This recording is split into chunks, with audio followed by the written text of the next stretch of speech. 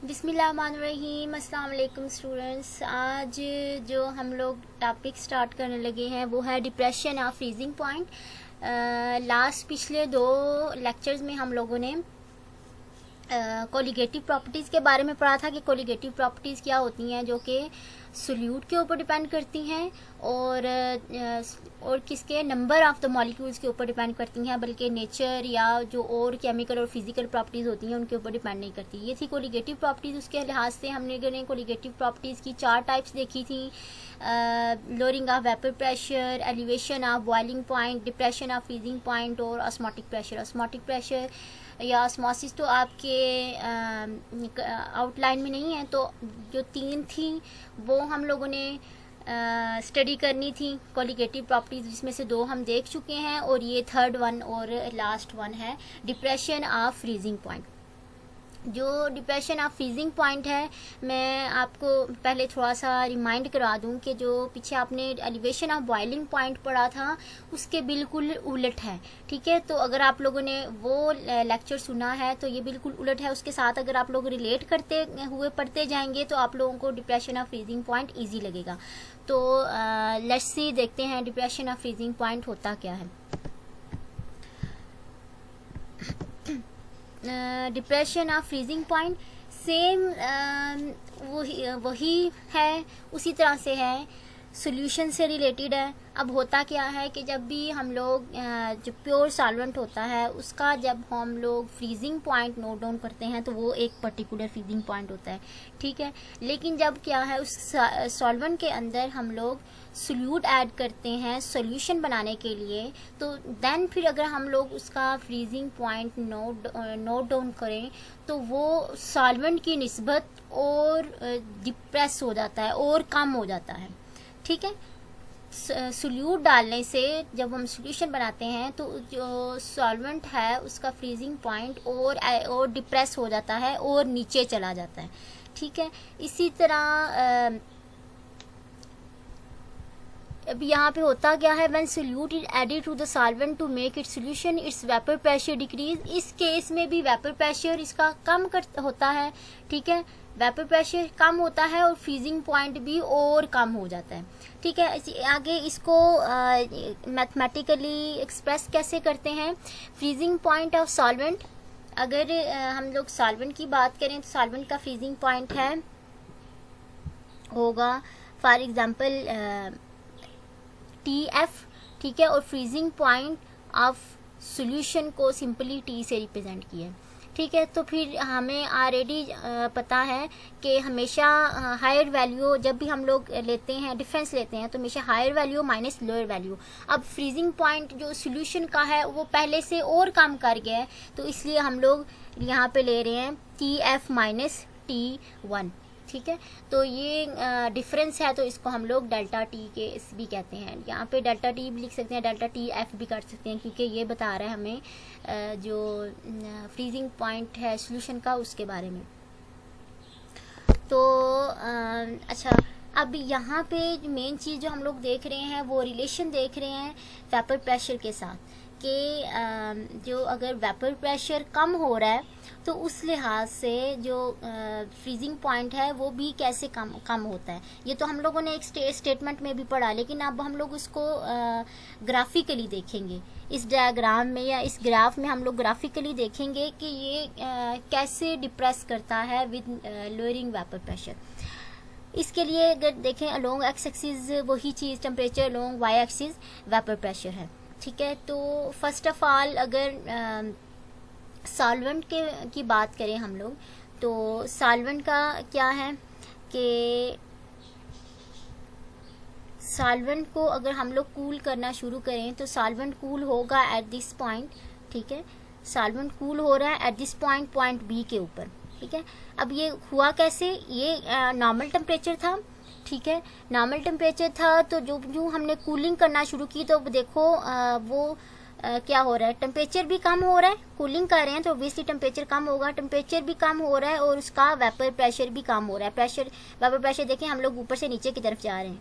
ठीक है, तो टेम्परेचर भी कम हो रहा है और उसका वेपर प्रेशर भी कम हो रहा है और ये पॉइंट ऐसा आया जहाँ पे उसकी फ्रीजिंग हो गई है, तो ये हो गया फ्रीजिंग पॉइंट। वो टेम्परेचर, ये वो टेम्परेचर है और वो वेपर प्रेशर है जहाँ पे उसकी सॉल्वेंट की फ्रीजिंग है, ठीक है। अच्छा, अब इसके लिहाज से देखें, अब जो हम लोगों ने T1 लिया, T1 क्या है, अगर हमने सोल्यूशन बना लिया, इसको सोल्यूशन क्या होता है, अब सॉल्वेंट के अंदर सोल्यूट डाल दिया, ठीक है, एक सोल्यूट डाल दिया, वो सोल्यूशन बन गया। अब होना क्या चाहिए था कि उसको तो इस टेम्परेचर पे इस सोल्यूशन को अगर हम लोग कूल करते तो इस टेम्परेचर पे यहाँ पे T1 पे उसको फ्रीज हो जाना चाहिए था और इस वेपर प्रेशर पे भी उसको फ्रीज हो जाना चाहिए था, लेकिन वो यहाँ पे फ्रीज नहीं हुआ, वो और उसका वेपर प्रेशर कम हुआ और उसका टेम्परेचर कम हुआ और यहाँ पे जाके उसने अपनी फ्रीजिंग शो की इस टेम्परेचर पे T1 के ऊपर, ठीक है। तो यहाँ पे क्या है कि जब भी हम लोग सॉल्वेंट की बजाय जब सोल्यूशन बनाते हैं तो सिंपली उसका टेम्परेचर भी डिप्रेस कर जाता है और उसका वेपर प्रेशर भी डिप्रेस कर जाता है, सिंपली वो यहाँ पे ये बताना चाह रहा है। इसी तरह, अच्छा ये तो हो गया सोल्यूशन या सॉल्वेंट जिसके अंदर हम लोगों ने सोल्यूट डाला था, ठीक है। और अगर हम लोग सोल्यूशन 2 बना रहे हैं, सोल्यूशन 2 के अंदर हम लोग सोल्यूट की मिकदार ज़्यादा कर देते हैं, सोल्यूट की मिकदार ज़्यादा कर रहे हैं तो इसका मतलब है हम लोग नंबर ऑफ़ मॉलिक्यूल्स भी ज़्यादा कर रहे हैं, ठीक है। नंबर ऑफ़ मॉलिक्यूल ज़्यादा करने से, सोल्यूट ज़्यादा करने से अब वो जब उसकी कूलिंग की तो अब वो T1 पे अगेन कूल होने की बजाय, फ्रीज होने की बजाय वो TF पे भी फ्रीज नहीं हुआ, T1 पे भी फ्रीज नहीं हुआ, अब वो क्या है और डिप्रेस कर गया।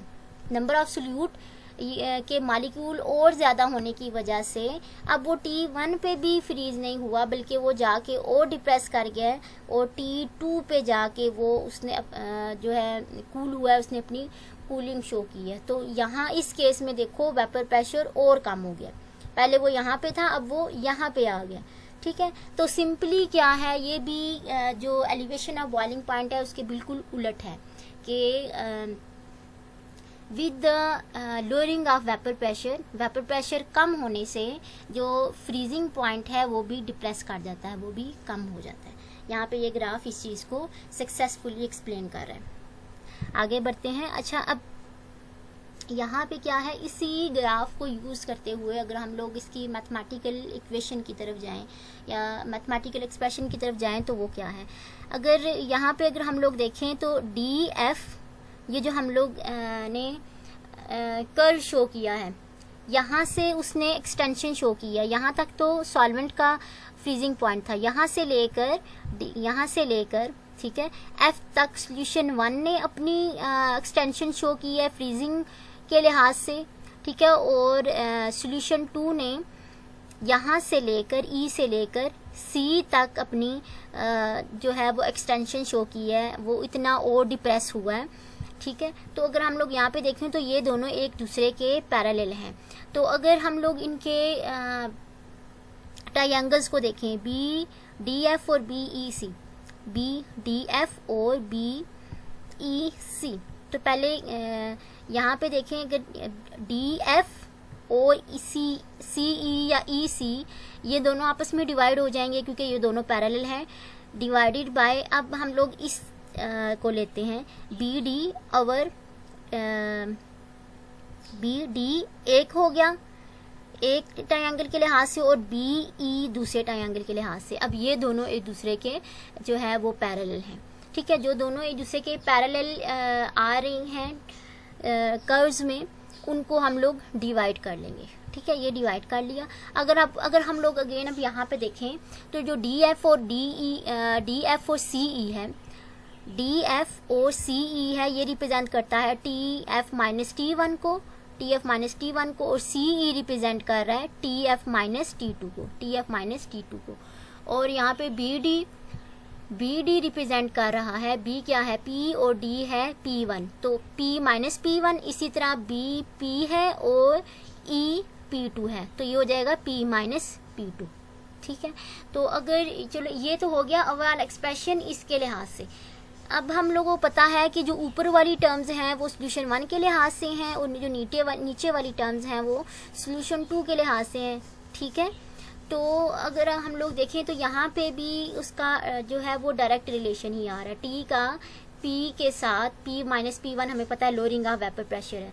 इस टेम्परेचर के लिहाज से P माइनस P2 हमें पता है ये दूसरे सोल्यूशन का, ये भी लोअरिंग ऑफ वेपर प्रेशर है। तो हमें ये बता रहा है कि जो डिप्रेशन ऑफ फ्रीजिंग पॉइंट है वो डायरेक्टली प्रोपोर्शनल है लोअरिंग ऑफ वेपर प्रेशर के। ये TF माइनस T1 हम लोगों ने लास्ट टाइम देखा था पीछे, ये क्या है डिप्रेशन ऑफ फ्रीजिंग पॉइंट, ये क्या है लोअरिंग ऑफ वेपर प्रेशर। और अगर आप लोग देखो तो सीधा सीधा रिलेशन आ रहा है। ये क्या है दूसरे सोल्यूशन के लिहाज से डिप्रेशन ऑफ फ्रीजिंग पॉइंट, दूसरे सोल्यूशन के लिहाज से लोअरिंग ऑफ वेपर प्रेशर, इन दोनों ये का आपस में डायरेक्ट रिलेशन है। तो दोनों क्या है एक दूसरे के डायरेक्टली प्रोपोर्शनल होते हैं। तो हम लोग इसको जनरली लिख सकते हैं। जनरली क्या लिख सकते हैं कि जो डेल्टा टी है वो डायरेक्टली प्रोपोर्शनल होता है, डेल्टा टी क्या डिप्रेशन ऑफ फ्रीजिंग पॉइंट वो डायरेक्टली प्रोपोर्शनल होता है किसके lowering of vapour pressure. Lowering of vapour pressure क्या था P माइनस PS, ठीक है। तो यहाँ से अब हम लोगों ने ये कंक्लूड किया कि जो फ्रीजिंग पॉइंट है वो डायरेक्टली प्रोपोर्शनल होता है लोअरिंग ऑफ वेपर प्रेशर, ठीक है। Then determination of molecular weight from depression of freezing point. Depression of freezing point से भी हम लोग मॉलिक्यूलर वेट सोल्यूट के मॉलिक्यूलर वेट को डिटरमाइन कर सकते हैं। उसके लिए हम लोग ऑलरेडी जानते हैं कि अगर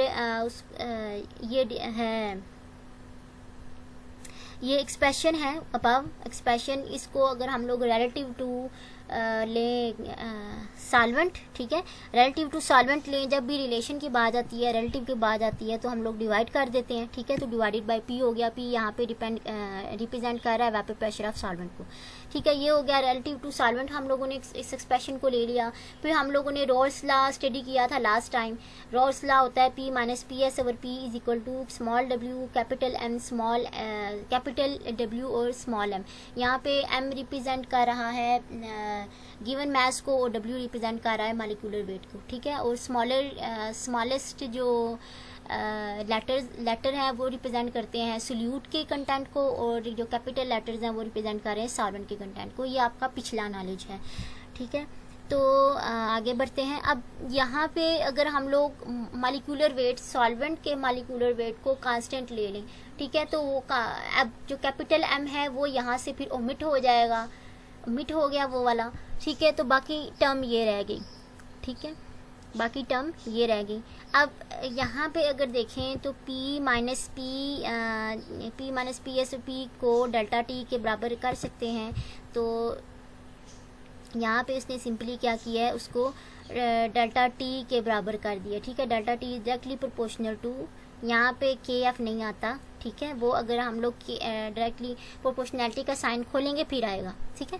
ये KF यहाँ पे नहीं है, तो delta T is equal to W over M into 1 over W हो जाएगा, ठीक है।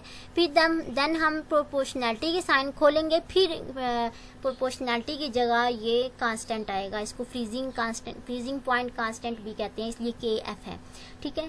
फ्रीजिंग पॉइंट कांस्टेंट भी इसको कहते हैं, इसको क्रायोस्कोपिक कांस्टेंट भी कहते हैं, इसको मोलर डिप्रेशन कांस्टेंट भी कहते हैं, ठीक है।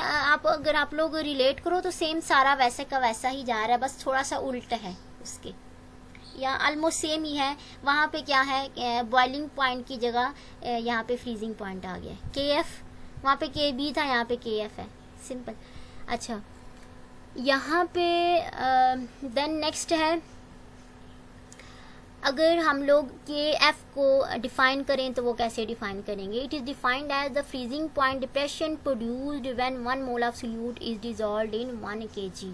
वो ये कह रहा है कि जब 1 kg सॉल्वेंट के अंदर हम लोग 1 मोल ऑफ सोल्यूट डिसॉल्व करते हैं तो उस दौरान जितना फ्रीजिंग पॉइंट डिप्रेशन आता है, फ्रीजिंग पॉइंट जितना कम होता है उसको कहते हैं मोलर डिप्रेशन कांस्टेंट या क्रायोस्कोपिक कांस्टेंट या फ्रीजिंग पॉइंट कांस्टेंट, ठीक है।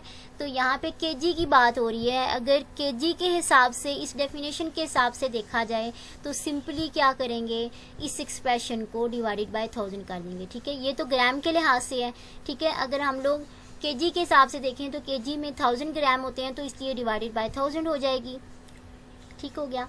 तो डिवाइडेड बाय 1000 है, ये डबल डिनोमिनेटर आ रहा है तो ये इन्वर्ट हो जाती है, तो इसलिए ऊपर चला गया। ठीक है।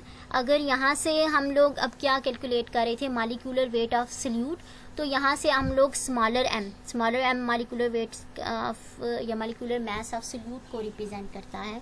ठीक है, तो यहाँ से अगर हम लोग एम निकाल लें तो सिंपली यहाँ से एम जो है वो डिनोमिनेटर में है तो दूसरी तरफ इधर चला जाएगा और ये डेल्टा टी जो है वो डिनोमिनेटर में आ जाएगा, बाकी वैल्यू वैसे ही है। ठीक हो गया।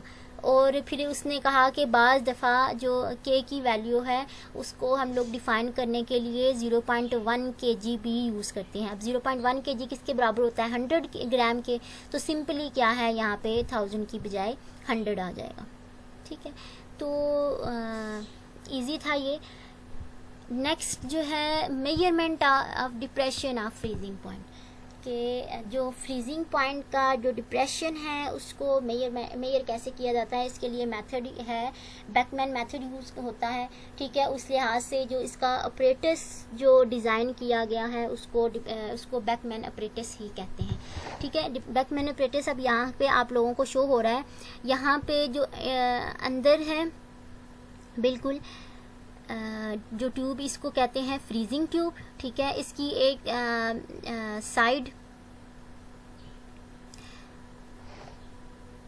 साइड पे ये स्मॉलेस्ट ट्यूब है। ठीक है, साइड ओपनिंग भी है इसकी। ठीक है, यहाँ पे साइड ओपनिंग से सल्यूट की एडिशन की जाती है। अब इस फ्रीजिंग ट्यूब के अंदर सॉल्वेंट मौजूद होता है, स्टरर मौजूद होता है। ठीक है, स्टरर मौजूद होता है उसको स्टर करने के लिए, और थर्मोमीटर होता है उसके फ्रीजिंग पॉइंट को या उसके टेम्परेचर को नोट डाउन करने के लिए। ये सारी चीज़ें आ गई फ्रीजिंग ट्यूब के अंदर। अब फ्रीजिंग ट्यूब जो है वो इंसर्ट होती है आउटर ट्यूब के अंदर। ठीक है, ये आउटर ट्यूब है और ये आउटर ट्यूब और इनर ट्यूब के दरमियान एयर जैकेट होती है। एयर जैकेट वो बना देते हैं, या सिंपली जस्ट एयर होती है, या फिर जो है वो काटन लगा होता है। ठीक है, काटन डाला होता है उसके अंदर, फिर जो है फ्रीजिंग ट्यूब आ जाती है। अच्छा, अब ये एयर जैकेट क्यों रखते हैं, ताकि जो कूलिंग मिल रही है, ठीक है, जो कूलिंग आ रही है वो होमोजीनियस हो। ठीक है, वो यूनिफॉर्म हो थ्रू आउट, मतलब कि ये ना हो कि यहाँ पे उसका टेम्परेचर डिफरेंट है तो इस पोजीशन पे डिफरेंट हो। तो उसके लिए उसने क्या किया, यहाँ पे एयर जैकेट यूज़ किया ताकि हर तरफ से, तीनों तरफ से जो उसको कूलिंग मिल रही है वो यूनिफॉर्म हो, वो एक जैसी हो, वो होमोजीनियस हो। ठीक है, अब ये जो आउटर ट्यूब है ये ओवरऑल फिर ये इमर्स्ड होती है एक बीकर के अंदर या जार के अंदर, और इस जार के अंदर ही होता है फ्रीजिंग मिक्सचर।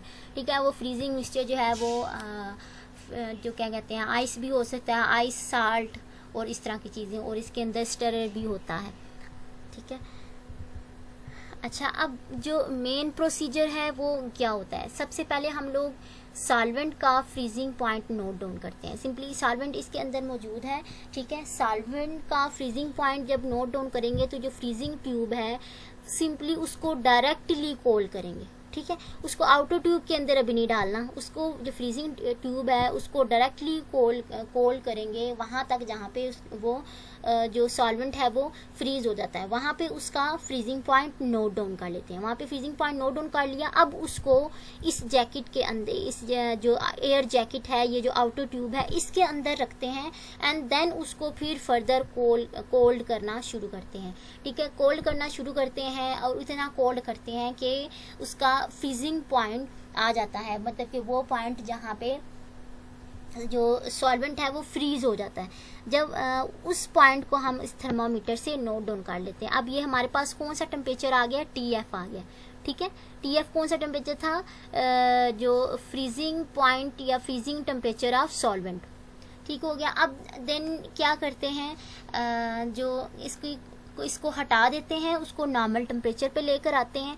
ठीक है, नॉर्मल टेम्परेचर पे ले आकर उसके अंदर यहाँ से फिर सोल्यूट ऐड करते हैं। ठीक है, यहाँ से अंदर सोल्यूट ऐड किया, सोल्यूट ऐड करने के बाद इसको दोबारा फिर से रखते हैं फ्रीजिंग या जो जार है या ये जो फ्रीजिंग बीकर है इसके अंदर दोबारा रखते हैं और ऊपर से स्टर भी करते जाते हैं। ताकि जो सोल्यूट और सॉल्वेंट है आपस में अच्छी तरह से मिक्स होकर सोल्यूशन बनाए, और वो फ्रीज भी, वो जो है ना वो कोल्ड भी होता रहता है। अगेन वो जब कोल्ड होगा तो इतना कोल्ड होगा कि वो सोल्यूशन जो है वो फ्रीज होना शुरू जो हो जाए, वहाँ पे फिर थर्मामीटर से अगेन उसका टेम्परेचर नोट डाउन कर लेते हैं। ठीक है, तो अब ये जो टेम्परेचर है ये टी कहलाएगा। ये कौन सा टेम्परेचर है? ये सोल्यूट ऐड करने के बाद सोल्यूशन का टेम्परेचर है। पीछे हम लोगों ने कैलकुलेट किया था टी एफ जो सॉल्वेंट का टेम्परेचर है। यहाँ से अभी हमें 2 वैल्यू मिल गई टेम्परेचर की, तो उससे हम लोग फाइंड आउट क्या कर लेंगे, डेल्टा टी। ठीक है, डेल्टा टी। अब जो सॉल्वेंट था उसका हम लोगों ने वेट खुद से मेजर करके डाला हुआ था। ठीक है, जो सोल्यूट हमने ऐड किया था वो भी हम लोगों ने मेजर करके किया था। के एफ जो कांस्टेंट है इसकी वैल्यू हमें पता होती है, और ये जो है 1000। ठीक है, तो अब हम लोगों को सब चीज़ें मालूम हो गई हैं। यहाँ पे वैल्यू पुट करने के बाद, कैलकुलेशन के बाद हमें यहाँ से मॉलिक्यूलर मास ऑफ सोल्यूट मिल जाएगा। ठीक है, सिंपली अब इस सेपरेटस से हम लोगों ने क्या निकाला है, डेल्टा टी निकाला है। बाकी सारी चीज़ें हमें नाउन थी, कुछ हम लोगों ने वे करके डाली, कुछ मेजर करके डाली, कुछ हमें ऑलरेडी नाउन थी, तो वो सारी इसमें पुट करके इस इक्वेशन के अंदर कैलकुलेट करके तो हमारे पास मॉलिक्यूलर मास ऑफ सोल्यूट जो है वो आ जाता है। ठीक है, तो जो डिप्रेशन ऑफ फ्रीजिंग पॉइंट इस तरह से भी कैलकुलेट किया जा सकता है। ठीक है, आज के लिए इतना ही। ये लेक्चर इतना मुश्किल नहीं था, होपफुली आप लोगों को समझ आ गया होगा। अल्लाह हाफिज़।